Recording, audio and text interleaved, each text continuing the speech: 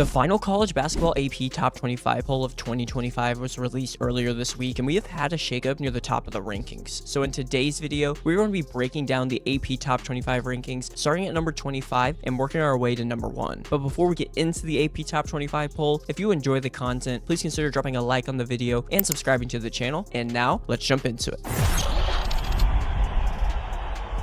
And as always, I want to go over some of the teams that are receiving votes but just missed out on the rankings. And first up, we have Kentucky, who is the first team outside the AP Top 25 rankings, but I actually have them ranked inside my Top 25 this week. The Wildcats have wins over Indiana and St. John's, and Jaden Quaintance coming back has completely transformed this team, providing a much-needed spark on both ends of the floor. And there are early non-conference losses that still linger, but a crucial January SEC stretch is coming up and should determine their ceiling, and I expect them to be back in the AP Top 25 here soon. Next, we have Seton Hall, who remains firmly in the receiving votes conversation and deserves serious ranking consideration. A win over USC stands out, and an upcoming matchup against Villanova presents a major opportunity for them to boost their resume. And based on results alone, there may be an argument that Seton Hall has a better resume than St. John's right now, and a win next could push them squarely into the top 25 discussion. And then there's Auburn, who drops out of the AP poll for the first time in nearly 2 years following a blowout loss to Purdue.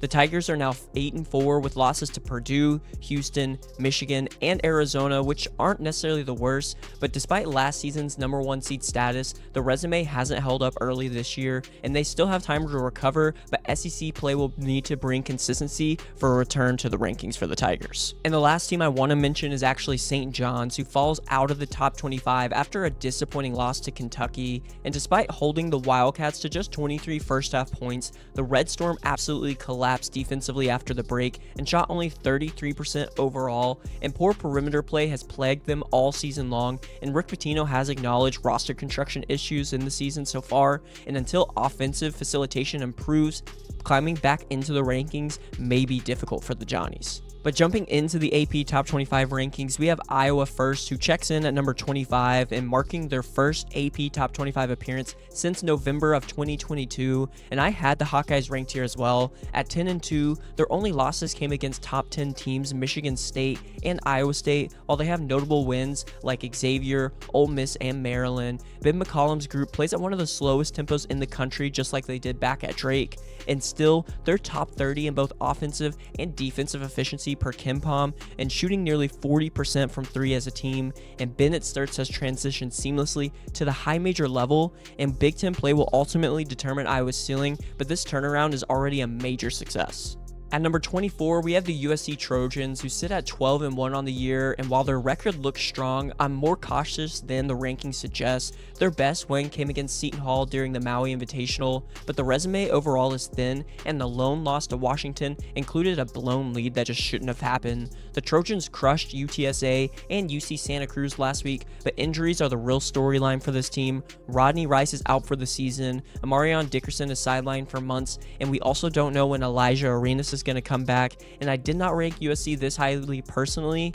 and sustaining this level in league play feels unlikely to me given the circumstances. Georgia is next, and they moved up to number 23 after climbing 2 spots in this week's rankings, and this feels about right for me right now. The Bulldogs are 11-1, they play at a blistering pace and are simply fun to watch offensively. Their only loss this season came in overtime to Clemson, and they have solid wins over the likes of Xavier and Cincinnati so far. But with that being said, the resume is still fairly light beyond a handful of names. But Georgia does have one of the most explosive offenses in the country, and they showed that again last week as they topped 100 points in both of their games. But I wouldn't move them much higher yet, with January SEC play that will likely quickly reveal whether this team is a legitimate contender or just an early season riser so far. Florida jumped to number 22, and I'm still higher on the Gators than most actually. They're 8-4 on the year, but all 4 losses came by a combined 15 points, and they've been competitive each and every night. Last week's wins were routine, but the bigger development to me is Xavier Lee finding his rhythm and leading Florida in scoring in 5 of their last 6 games.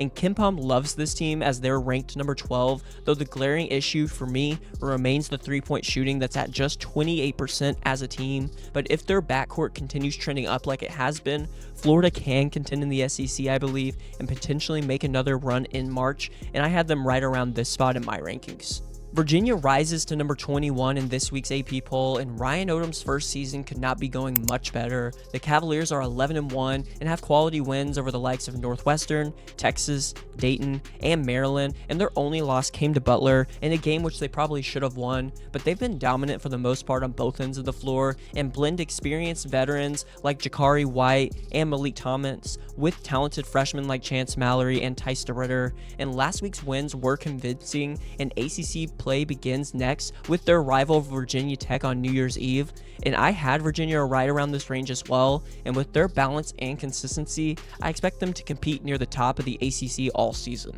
Illinois slipped to number 20, and I'm still intrigued with this team despite the inconsistency that they showed so far. The Illini sit at 9-3 with all three losses coming in quad one games against Alabama, UConn, and Nebraska, which they lost at the buzzer to. But offensively, they're elite as they rank second nationally in KenPom, but the defense wavers at times. Freshman Keaton Wagler has emerged as a key piece recently, shifting the narrative from earlier season storylines like David Mirkovich. And Illinois handled Missouri easily and has one more non-conference tune-up before Big Ten play begins, and I still see dark horse potential here, but conference games will tell us more, and this ranking is fair for now. Tennessee lands at number 19, and this team remains the definition of volatility to me. The Volunteers are 9-3 on the year and boast an elite defense, but they have a wildly inconsistent offense. They looked dominant last week, especially with their convincing win over Louisville, yet this comes after a rough stretch that included a bad loss to Syracuse earlier in the year.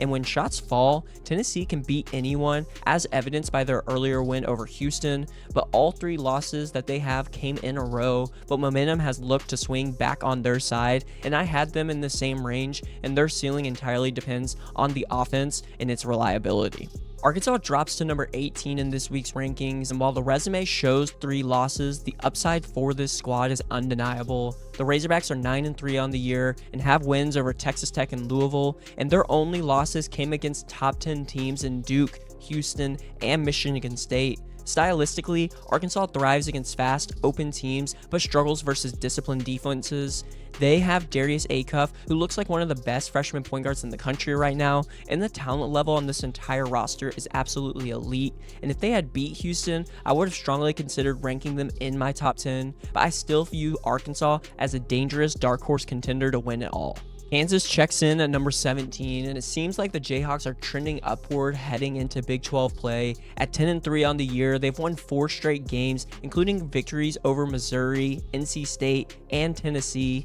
and all 3 losses came against high-level opponents in North Carolina, Duke, and UConn. Defensively, Kansas is top 10 in KenPom's rankings, but the offense has struggled and can disappear at times, and the biggest variable for this team is Darren Peterson and his health, as his return could change everything for Kansas, and I ranked Kansas a little lower than this, but Big 12 play will test whether they can sustain success without full offensive consistency, and we'll see if Darren Peterson is back and ready to play. At number 16 is Louisville, who fell in the rankings, and their concerns with this team are starting to mount for me. The Cardinals are 10-2, but their recent performances have been uneven, including a blowout loss to Tennessee and an earlier loss to Arkansas this year, and offensive stretches can vanish, and consistency has been an issue for this squad, and Mikael Brown Jr.'s absence looms large, and getting him healthy is crucial heading into ACC play, and the talent that they have suggests a top 4 ACC finish is possible, but right now,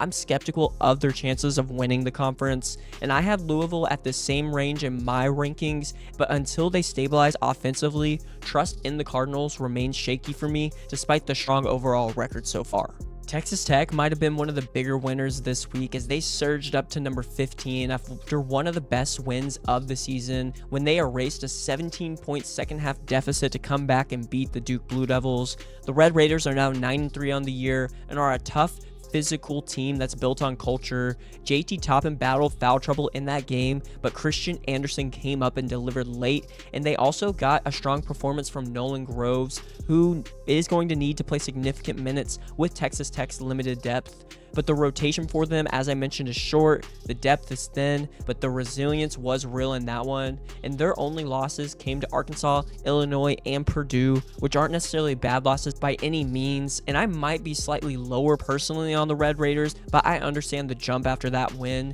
and if Tech gets hot in March, I do think there is some Final Four upside that's absolutely on the table. Next is Alabama, who climbs up to number 14 in the rankings, and they are the highest ranked 3-loss team in the poll thanks to an elite strength of schedule so far. The Tide are 9-3 on the year and boast a top 3 offense nationally, though the defensive concerns linger for me. But LeBaron Philon has been outstanding and currently looks like a frontrunner for SEC Player of the Year. And when Alabama is hitting shots, there are a few teams that can match their firepower. And conference play opens with matchups against Kentucky and Vanderbilt, which will shape their trajectory quickly in the SEC. But I had Alabama right around this range, and they remain one of my clear SEC title contenders with one of the nation's highest ceilings. Nebraska remains unbeaten at 12-0 and moves up to number 13 in the rankings, which continues a dream start for the Cornhuskers. They already own wins over Illinois, Oklahoma, Kansas State, Creighton, and Wisconsin, and they're already 2-0 to start Big Ten play.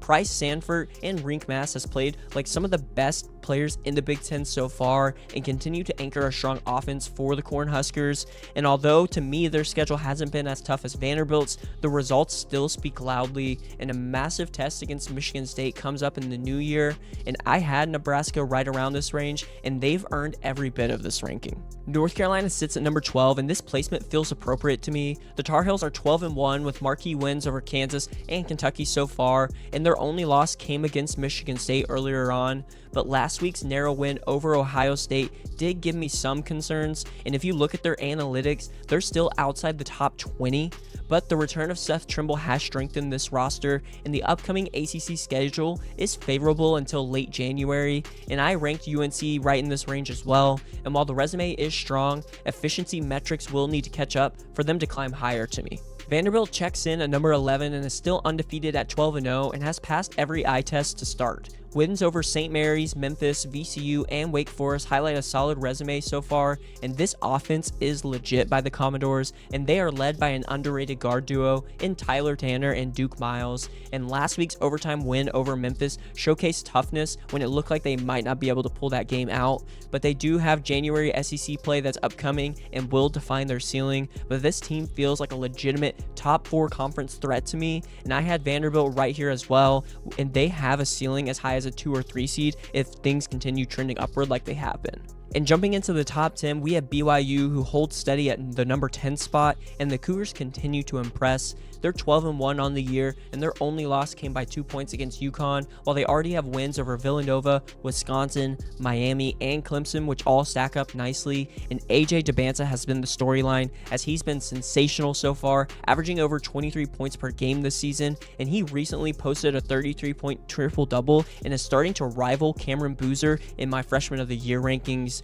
But Big 12 play is next for the Cougars, and BYU has the talent to contend for the league title in my opinion, and I had them right in the top 10, actually at my number 9 spot, but if Debanta maintains this level, their ceiling is incredibly high. Next is Michigan State, who comes in at number 9 in the AP poll, and while the resume is strong so far, there still are some questions that remain for me. The Spartans are 11-1 on the year, and they already have wins over Arkansas, Kentucky, North Carolina, and Iowa, and their lone loss came to one of the best teams in the country in the Duke Blue Devils. And offensively though, their efficiency sits around 45th nationally, which is where my concerns are mostly, but last week's wins against Toledo and Oakland were solid, but I personally have them just behind BYU at number 10 in my rankings, but at number 9 I don't have many concerns, and they're firmly in the top 10 mix, though offensive growth will be necessary in my opinion to push them into true title favorite territory. The Houston Cougars come in at number 8, and they continue to look like a nightmare matchup for most teams in the country.